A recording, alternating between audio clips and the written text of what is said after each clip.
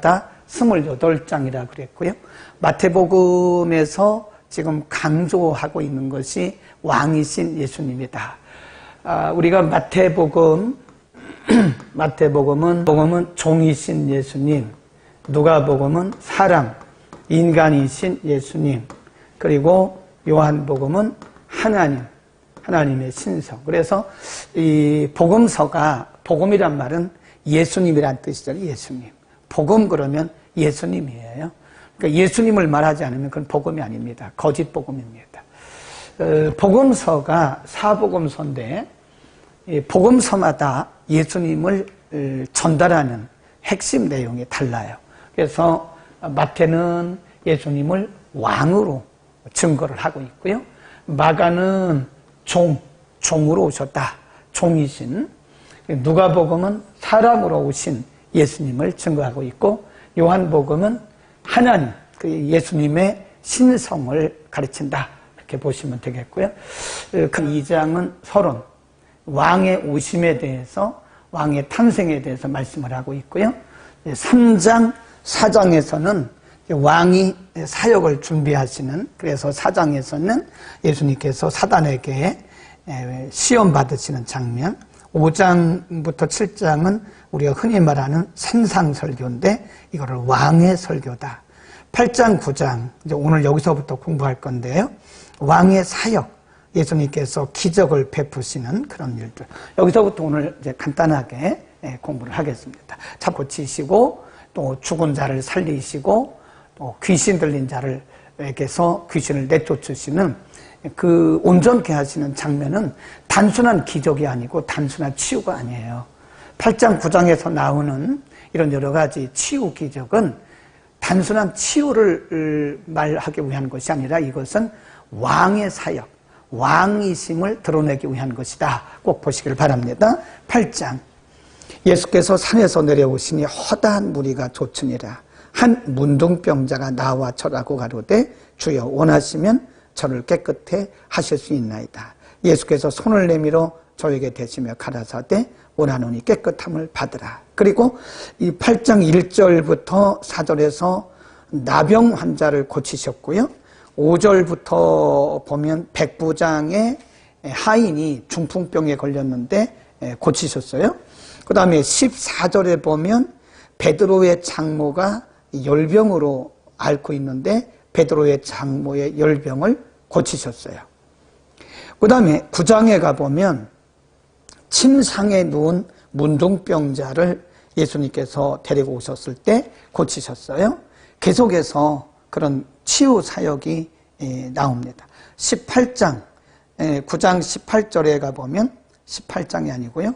9장 18절에 보면 한 직원이 와서 절하고 가로되 내 딸이 방장 죽었사오니 오셔서 몸에 손을 얹으소서. 그 예수님께서 그 사람의 집으로 가시죠. 회당장 야이로의 집이죠. 그리고 가는 중에 12해를 혈루증으로 앓던 여자를 예수님께서 고치세요. 그래서 8장과 9장에 보면 이렇게 많은 병든 자를 고치시는 장면이 나오고요. 또 한 군데 보면 예수님께서 귀신 쫓는 장면이 나오고 있습니다. 귀신을 쫓으세요. 네. 거기 보시면 쭉 가보시면 귀신 쫓는 장면, 많은 사람들이 귀신 들렸다. 16절 이하에 보면 말씀으로 귀신 들린 자들을 쫓아내시고 28절, 8장 28절에 보면 많은 군대 귀신 들린 자를 예수님께서 고치세요. 뿐만 아니라 8장 23절에 보면 갈릴리 호수에 큰 풍랑이 일어나는데 그 풍랑을 명령하시니까 풍랑이 잠잠해져. 자, 여기서 우리는 그러면 치유하시고 그 다음에 귀신을 추방하시고 그 다음에 바다, 갈릴리 호수라고 그랬죠. 호수, 바다, 파도죠. 호수의 파도를 잠잠케 하시고요. 물론 뭐 군대 귀신도 예수님께서 추방하셨죠. 이런 일들이 8장과 9장에서는 아주 굉장히 많이 세밀하게 기록이 되고 있어요. 근데 우리가 여기서 예수님께서 중풍병자를 고치시고 죽은 야이로의 딸을 살리시고 12해 고생했던 혈루증 환자를 고치시고 이런 단지 중풍병 환자를 고치시고 이런 단지 이런 치유를 위해서 지금 마태가 이렇게 길게 기록한 게 아닙니다. 물론 하나하나를 보면 예수님의 치유 사역입니다. 그러나 이 전체를 보면 이 전체를 통해서 지금 마태가 의도했던 것은 그런 치유 정도가 아니에요. 왕이시라는 거예요. 왕. 그래서 보이는 세계, 보이지 않는 세계. 귀신은 눈에 안 보이잖아요. 근데 귀신도 예수님 말씀하시니까 귀신이 나가요. 바다도 예수님께서 말씀하시니까 잠잠해져요. 그러니까 보이는 세계와 보이지 않는 세계. 그러니까 보이는 세계, 그 다음에 보이지 않는 세계. 심지어는 사람뿐만 아니라 영의 세계까지, 심지어는 짐승이나 또는 자연까지도 예수님께 복종한다라고 하는, 그래서 온 세상을 통치하신 분이 누구냐? 예수 그리스도다.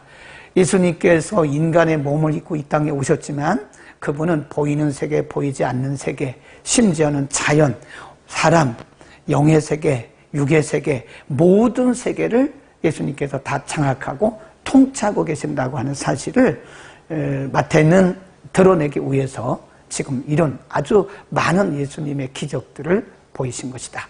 기록하고 있는 것이다. 그러니까 예수님께서 말씀하셨어요. 예수님께서 귀신을 쫓으니까 유대인들이 와가지고 저 귀신 들렸다고, 귀신의 왕 바알세부를 힘입어서 귀신 쫓는다고 그렇게 말을 해요. 그러니까 예수님께서 뭐라고 말씀하시냐면, 어떻게 귀신이 귀신을 쫓냐?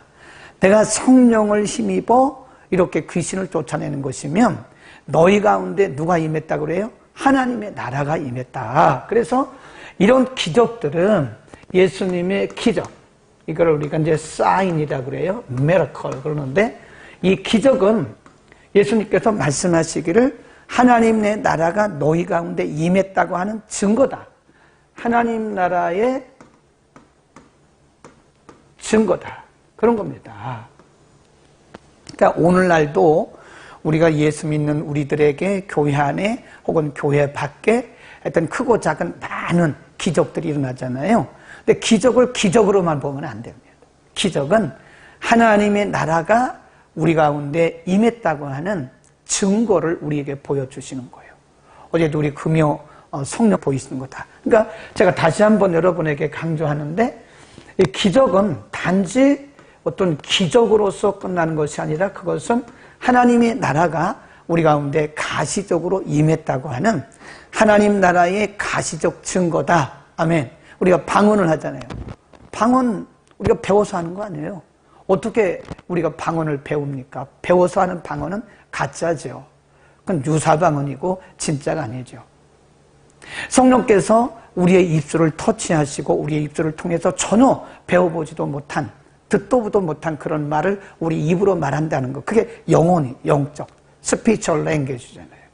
그것이 바로 내가 어떤 의로와서 그런 게 아니에요. 우리를 통해서 하나님의 나라가 우리 가운데 임했다고 하는 증거다. 아멘. 하나님의 기적은 이 땅에 하나님의 나라가 우리 가운데 임했다고 하는 증거인 것을 믿기를 바랍니다. 기적 쳤다 그랬어요. 10장 1절이 매우 중요해요. 거기 보면 12제자를 부르셨다. 그리고 더러운 귀신을 쫓아내고 모든 병과 모든 약한 것을 고치는 권능을 주셨다. 여기도 우리가 좀 생각을 해봐야 되는데요. 10장에 보면 제자들을 왕이신 예수님께서 제자를 12제자를 부르세요.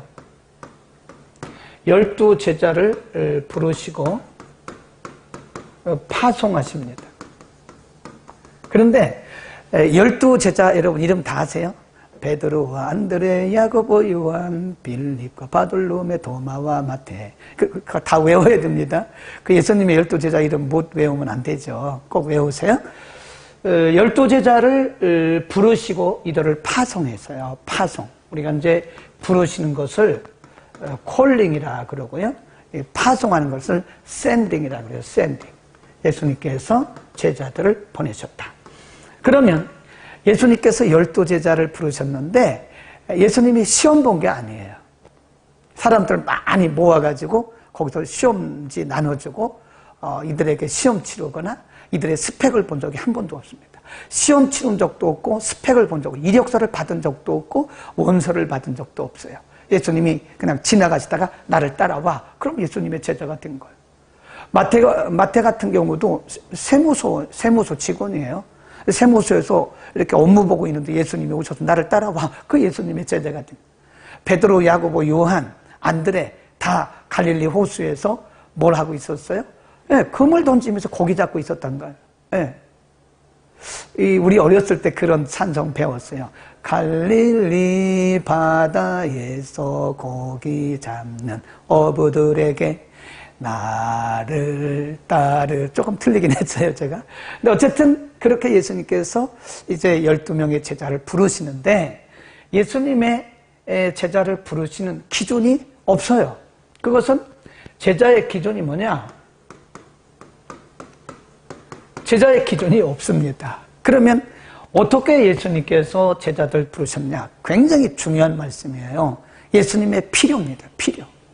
예수님의 필요. 예수님의 필요에 따라서 예수님이 부르신 거예요. 제가 예수님 12제자를 연구를 했거든요. 근데 예루살렘 출신은 별로 없습니다. 12명 중에서 제가 볼 때 7, 8명이 갈릴리.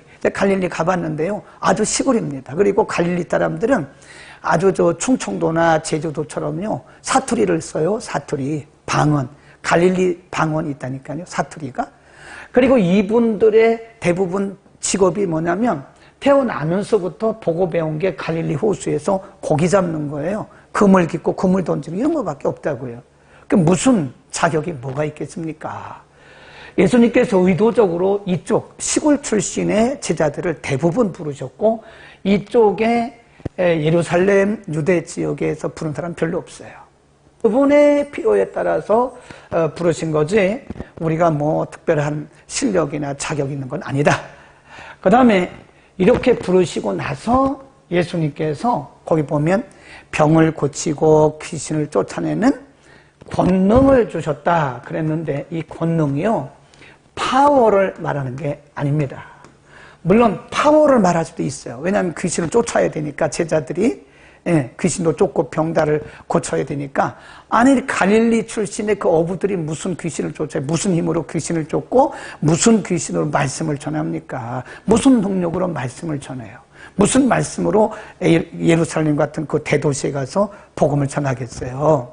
그래서 예수님께서 이 12명의 아주 그 당시로 말하면 사회적 신분이 평범한 사람 이하입니다. 평민 이하의 제자들에게 권능을 주셨다. 그건 능력 맞아요. 그 다음에 이 권능이라는 것은 뭔 뜻이냐면 권위,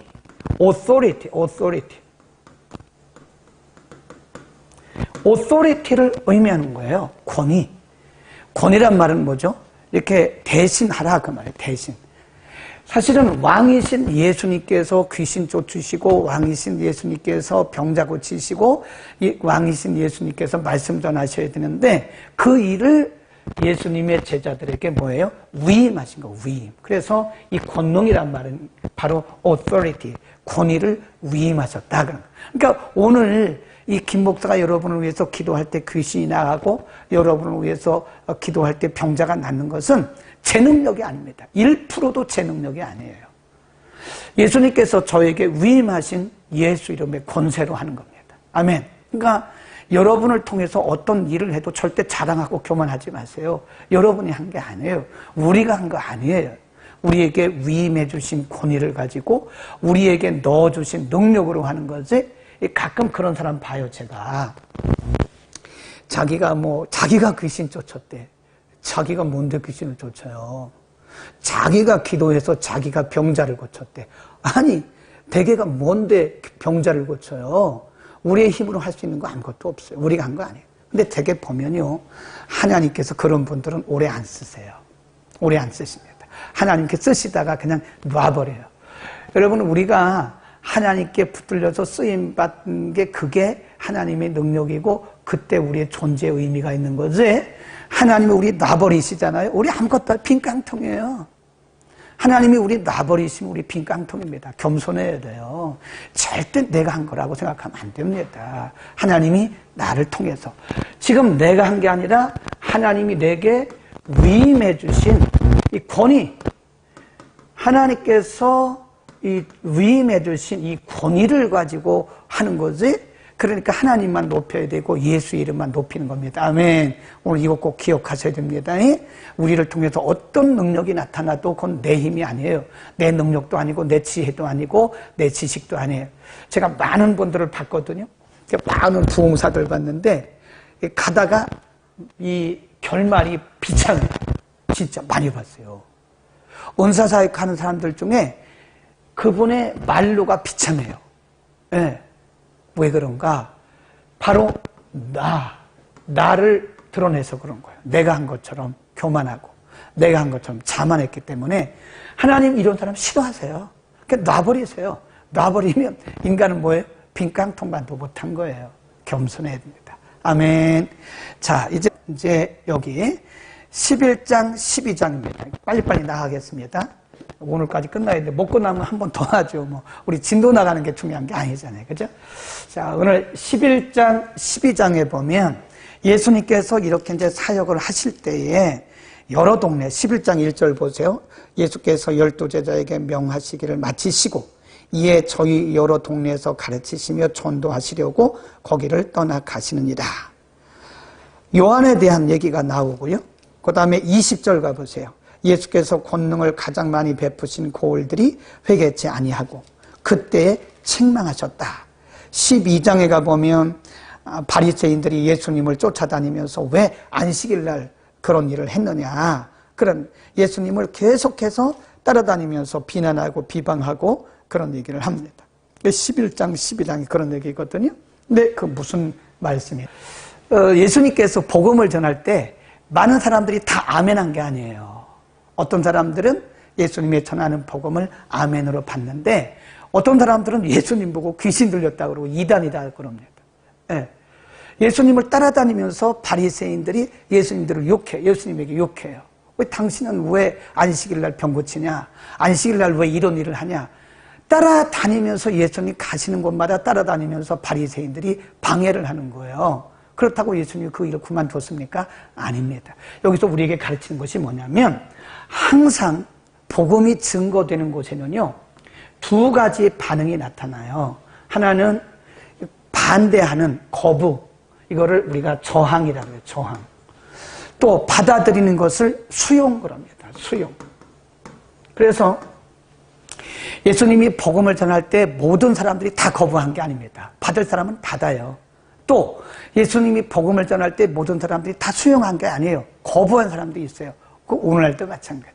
오늘날 우리가 가서 복음을 전하잖아요. 어떤 사람들은 아멘하고 받습니다. 근데 어떤 사람들은 아예 뭐 이단 취급하고 받지도 않아요. 근데 교회도 마찬가지. 교회 안에도요, 은혜 받는 사람이 있는가 하면 반응이 없는 사람이 있어요. 교회 안에도 그렇다니까요.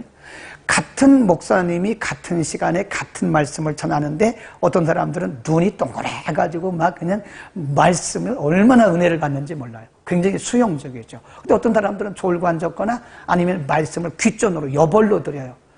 그러니까 예배 끝나고 나도 아무것도 남는 게 없어요. 불행한 사람이죠.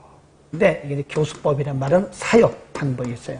그러니까 예수님이 가시는 곳마다 그 바리새인들이 따라와요. 바리새인들이 따라와가지고 뭐 왜 안식일날 병 고치냐? 당신은 이단이다. 당신은 매국노다. 사람들을 동원해가지고 이렇게 사람들에게 잘못을 가르친다. 그럴 때 바리새인들이 막 예수님을 따라다니면서 별 말을 다 안 되는 말 되는 말 다 해요. 그 예수님이 뭐 그들과 뭐 상대하기 싫어서 그런 것도 아니고 상대할 능력이 없어서 그런 게 아니에요. 예. 예수님은 항상 여기에 대해서 무대응합니다. 그리고 장소를 피하세요. 피하는 게 상책이에요. 함께 예수님이 그들과 뭐 싸울 이유도 없고 그리고 갈등하고 부딪혀봤자 사역의 지장만 있는 거예요. 오늘날도 마찬가지예요. 그러니까 우리가 살아가는 세상, 우리가 복음 전하는 세상에는 언제나 수용적인 세력과 저항적인 세력이 있다.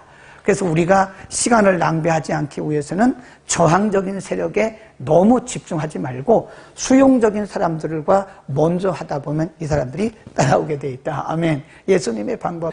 네, 13장입니다. 13장에 가보면 예수님께서 천국에 대해서 비유로 말씀하세요. 천국은 뭐냐? 천국은 뭐냐? 13장으로 갑니다. 13장. 13장에 대해서 킹덤, 하나님의 나라는 뭐냐? 하나님의 나라에 대해서 예수님께서 쭉 설명을 해요. 그래서 여기 쭉 읽어보시면요. 다 읽을 수는 없으니까 하나님의 나라는 뭐냐? 1절에서 9절에 보면 씨를 뿌리는 것과 같은 것이다. 그래서 말씀을 통한 하나님의 나라. 예수님께서 씨 뿌리는 비유를 말씀하셨어요. 그리고 쭉 내려가다 보면 하나님의 나라는 눈으로 보이는 것이 아니다. 그런 말씀을 했고요.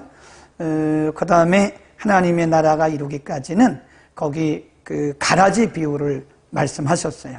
제가 다시 설명을 할게요. 그 다음 흔히 말하는 천국은요, 우리가 보통 뭐 요단강 건너가 만나리, 며칠 후 그 요단강 건너가 만나는 그 천국은요, 영원한 세계를 말하는 거예요. 영원한 하나님의 나라.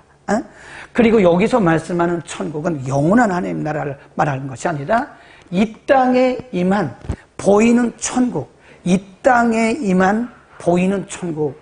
그러니까 가시적인 하나님의 나라, 우리 안에 임한 하나님의 나라, 가정에 임한 하나님의 나라, 교회에게 임한 하나님의 나라, 하나님의 나라가 어떻게 확장되어 가는가를 말씀하고 있어요. 그래서 씨 뿌리는 비유를 통해서 말씀했고요. 그 다음에 또 한 가지는 가라지 비유. 그 다음에 보화를 구하는 장사와 같다. 씨는 말씀이라고 그랬잖아요. 말씀. 한 사람이 가서 농부가 씨를 뿌렸는데 이 씨가 4가지 밭에 떨어져요. 하나는 돌짝밭, 길가, 돌짝밭, 가시덤불, 그리고 옥토에 떨어지잖아요. 길가에 떨어진 씨는 이게 발화를 못하니까 지나가는 새가 와서 먹어버렸어요.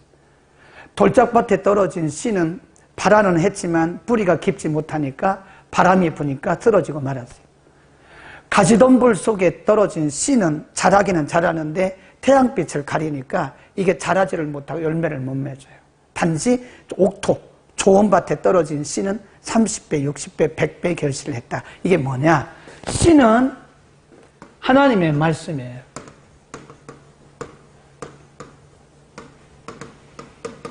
그리고 밭은 인간의 마음입니다.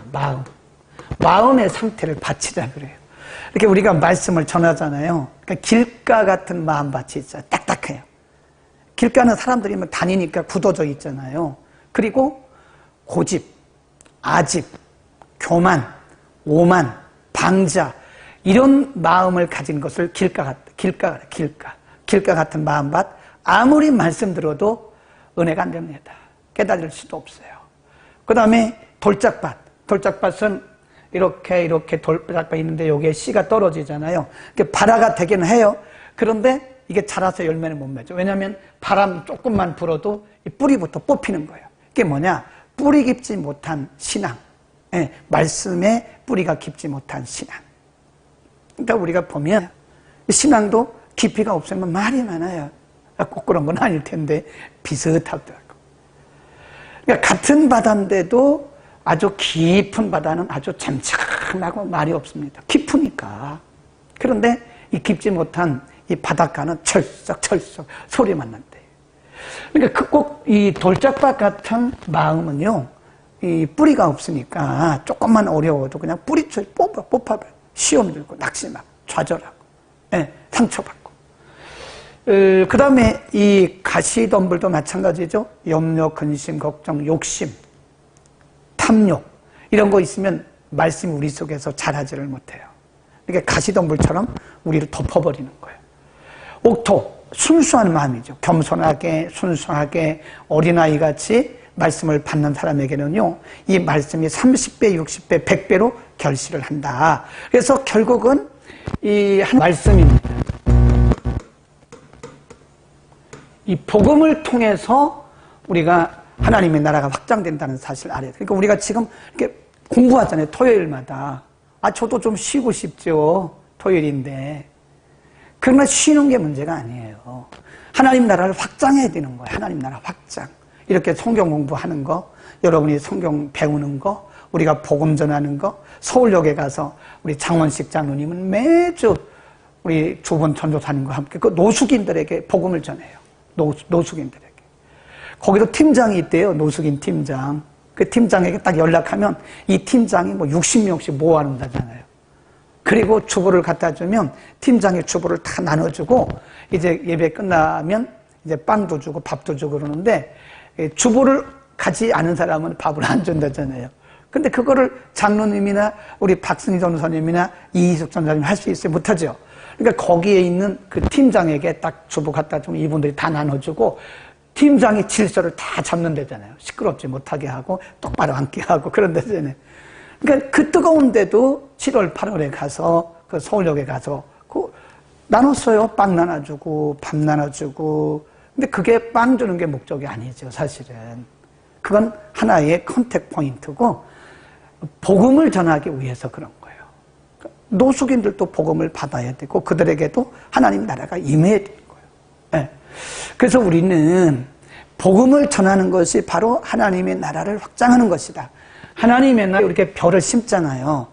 그러면 이 벼보다 아주 비슷해요. 벼하고 아주 비슷한 게 있는데 이만큼 자라요.